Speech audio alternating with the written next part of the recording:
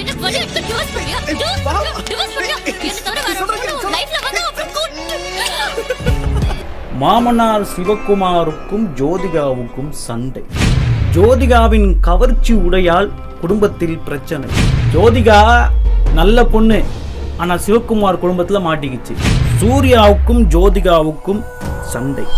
இப்படிதான் யூடியூப் பக்கம் போனாலே நம்ம பார்க்கக்கூடியதாக இருக்கு. அப்படி என்ன பிரச்சனை சூர்யாவுக்கும் ஜோதிகாவுக்கும்? ஃபுல்லா இந்த வீடியோ பாருங்க. அதுக்கு பிறகு உங்க கருத்துக்களை கமெண்ட்ல சொல்லுங்க. மறக்காம சக்தி FM யூடியூப் சேனலை சப்ஸ்கிரைப் பண்ணுங்க.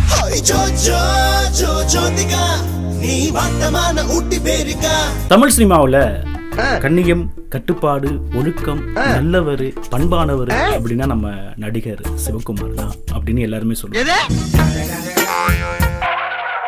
ஜோதிகாவும் சூர்யாவும் காதலிக்கிறாங்க. அவரோட சம்மந்தத்தோட திருமணம் நடக்குது. நல்லபடியா ஒரு வாழ்க்கை வாழ்றாங்க. நிறைய பேர் தனக்கு வரப்போற மனைவி வந்து ஜோதிகா மாதிரி இருக்கணுங்க அப்படின்னு சொல்லி ஆசைப்படுவாங்க. அதே மாதிரி நமக்கு வரக்கூடிய கணவர் வந்து சூர்யா மாதிரி இருக்கணுங்க அப்படின்னு நிறைய பேர் ஆசைப்படுவாங்க. அந்த அளவுக்கு சூப்பரான ஜோடி அவங்க ரெண்டு பேருமே. நான் அடிக்கடி சொல்லுவேன் இல்ல, என் கனவுல ஒரு ட்ரீம் பாய் வரான்னு. அவன மாதிரியே இருக்காண்டி. ரீல் விடாத. ப்ராமிஸ் டி. வாட்ஸ் ஸ்கூல் में पढ़ रहे हो? सन माइकल முடிச்சிருந்தா இமிடியேட்டா போய் ப்ரப்போஸ் பண்ணு. எல்லாருமே சந்தோஷமான ஒரு வாழ்க்கை வாழ்ந்துகிட்டு இருக்கும்போது நம்ம ஜோதிகாவும் சினிமாவில் நடிக்க மாட்டேன் அப்படின்னு சொல்லிட்டாங்க திருமணத்துக்கு பிறகு.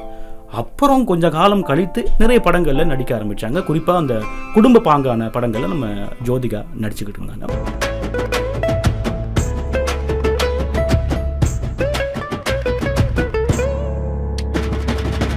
திடீர்னு மும்பையில் வந்து செட்டில் ஆனாங்க நம்ம நடிகர் சூர்யாவும் ஜோதிகாவும்.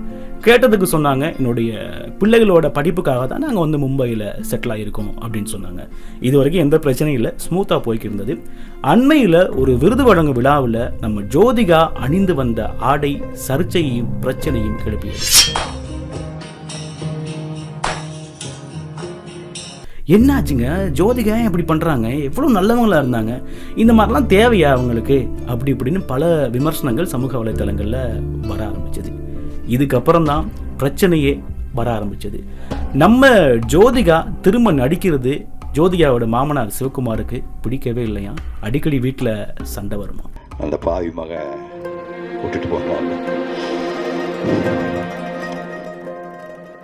இதெல்லாம் பொறுத்துக்கிட்டு இருந்த ஜோதிகா நமக்கு சரிப்பட்டு வராது அப்படின்னு சொல்லி மும்பையில் வந்து செட்டில் ஆகிறாங்க. அதுக்கு பிறகு அவங்க வாழ்க்கை ஸ்மூத்தாக வாழ்ந்துக்கிட்டு இருக்காங்க. மாமனாரோட தொல்லை கிடையாது, சந்தோஷமாக இருக்கிறாங்க. இதில் ரொம்ப முக்கியமான விஷயம் என்ன அப்படின்னா, ஜோதிகாவும் சூர்யாவும் சண்டை, அவங்க விவாகரத்து பண்ணிக்க போகிறாங்க அப்படின்னு சமூக வலைத்தளங்களில் பேச்சு இப்படியே பரவிக்கிட்டு இருக்கு. நிறைய பேர் சொல்லிக்கிட்டு இருக்காங்க. அதனால தான் கவர்ச்சியான உடையில் ஜோதிகா அந்த விருது வழங்கும் விழாவுக்கு வந்தாங்க. ஏன்னா இனி என்னை கட்டுப்படுத்த யாருமே இல்லை, என் மாமனாரும் இல்லை, என்னுடைய கணவரும் இல்லை அப்படின்னு காமிக்கிறதுக்கு தான் அவங்க அப்படி வந்தாங்க அப்படின்னு இன்னொரு விஷயம் சொல்லிக்கிட்டு இருக்காங்க. நமக்கு ஜோதிகா சூர்யா அப்படின்னா ரொம்ப பிடிக்கும். நான் சொன்ன மாதிரி தான் நமக்கு வரப்போகிற மனைவி இவங்க மாதிரி இருக்கணும், கணவர் இவங்க மாதிரி இருக்கணும் அப்படின்னு நிறைய பேர் ஆசைப்படுற விஷயம் தான். இப்போது அண்மையில் நீங்கள் பார்த்தீங்கன்னா நிறைய பிரபலங்கள் தங்களோட மனைவியை கணவனை விவாகரத்து பண்ணிக்கிட்டு இருக்காங்க. நம்ம எல்லாருமே பார்க்கக்கூடியதாக இருக்குது. ரொம்ப அதிர்ச்சியை ஏற்படுத்துகிற ஒரு விஷயமா கூட இருக்குது. கிட்டத்தில் கூட சொல்லியிருந்தாங்க, நம்ம தளபதி இருக்காங்க இல்லையா, அவர் கூட சங்கீதாவை விவாகரத்து பண்ணிட்டாரு அப்படின்னு சமூக வலைத்தளங்களில் சொல்லியிருந்தாங்க. இது எந்த வகையில் உண்மை அப்படின்னு சொல்லி தெரியல. ஆனால் என்னென்னா நமக்கு ரொம்ப கவலையாக இருக்கும், ஏங்க இப்படி பண்ணுறாங்க அப்படின்னு. ஏன்னா நம்ம நடிகர் நடிகைகளில் நம்ம வீட்டில் ஒரு ஆளாக பார்ப்போம், அவங்க என்ன சொன்னாலும் அதை கேட்போம், கேட்டு அப்படியே ஃபாலோ பண்ணுற ஆள் நம்ம. அதனால அவங்க விவாகரத்து பண்ணிட்டாங்க, அவங்களுக்கு பிரச்சனை அப்படிங்கும்போது நமக்கே பிரச்சனை மாதிரி நம்ம ஃபீல் பண்ணுவோம். இப்போது சூர்யா ஜோதிகா இந்த பிரச்சனை இப்போ சமூக வலைத்தளங்களில் வைரலாக பரவிக்கிட்டே வருது. உண்மையிலே பிரிஞ்சுட்டாங்க இப்படி நிறைய விஷயங்கள் நடந்துகிட்டே இருக்கு. ஆனா உத்தியோகபூர்வமா எந்த அறிவிப்பும் இது வரைக்கும் வரவே இல்லை. அப்புறம் அண்மையில நயன்தாரா அவங்க வந்து தன்னோட 2 மகன்களை தூக்கிட்டு வர மாதிரி ஒரு வீடியோ சமூக வலைத்தளங்கள்ல வைரல் ஆனிச்சு.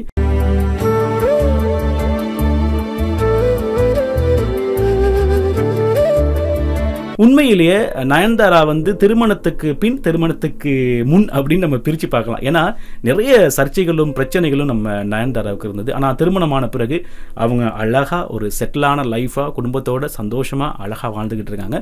அதை பார்க்குற நிறைய மக்களுக்கு வந்து ரொம்ப பிடிச்சிருக்கு. நயன்தாரா நிறைய பேருக்கு ரொம்ப ஏற்கனவே பிடிக்கும், இதுக்கப்புறம் இன்னும் நிறைய ரசிக்க ஆரம்பிச்சிட்டாங்க. அப்படி தான் நம்ம சூர்யாவும் ஜோதிகாவும் இருந்தாங்க. ஆனால் இப்போ ஒரு பிரச்சனை வந்திருக்கு. இந்த வீடியோ எதுக்கு அப்படின்னு சொன்னால், நம்ம நடிகர்களில் அப்படி கொண்டாடுவோம், ஆனால் அவங்க மாதிரி தான் ஒரு வாழ்க்கை வாழணும் அப்படின்லாம் சொல்லி ஆசைப்படுவோம். இந்த விஷயம் உங்களுக்கு எப்படி இருக்குது அப்படின்னு தான் நான் கேட்குறேன். என்ன சில பேர் யோசிப்பாங்க, ப்ரோ நாட்டுக்கு இதெல்லாம் தேவையா ப்ரோ அப்படின்லாம் சொல்லுவீங்க இல்லையா?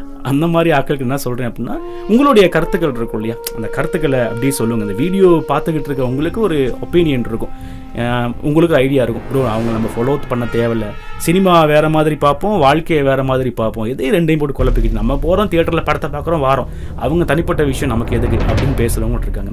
உங்களுடைய கருத்து என்ன அப்படிங்கிறத கமெண்ட்டில் சொல்லுங்கள். மறக்காமல் சக்தி FM யூடியூப் சேனலை சப்ஸ்கிரைப் பண்ணுவீங்க. இன்னொரு வீடியோவில் உங்களை சந்திக்கிறேன்.